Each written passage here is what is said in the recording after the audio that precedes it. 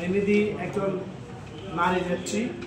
এই বান্দরবনে ওনার ক্রীড়া জগতে তার উন্নয়নে, এই বান্দরবনের শিক্ষা বিস্তারে এমন কোনো ক্ষেত্র নেই যে নিনিদির অবদান নেই।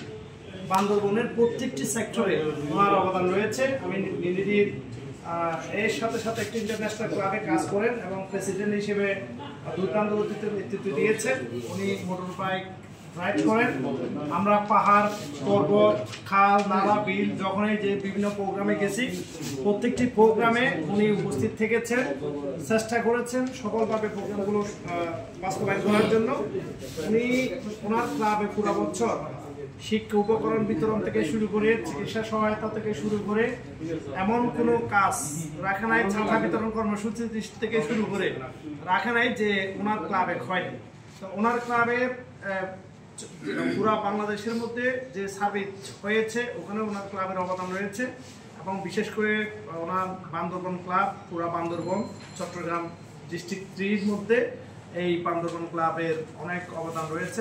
অনেক সার্ভিস করেছেন এবং নিনিদি নিজে থেকে অনেক সার্ভিস করেছেন। এই জন্য আমি ধন্যবাদ এবং কৃতজ্ঞতা জানাচ্ছি জেলা 3-এর পক্ষ থেকে। আশা করি উনি আরও ডিস্ট্রিক্ট লেভেল এবং ন্যাশনাল লেভেলেও নেতৃত্ব দিবেন, কারণ নারীদেরকে বাদ দিয়ে আমরা আসলে এগিয়ে যেতে পারি না। অ্যাপেক্সের শুরুতে নারীরা সম্পৃক্ত ছিল না, পরবর্তী আইন সংশোধন করে নারীদেরকে সম্পৃক্ত করা হয়েছিল।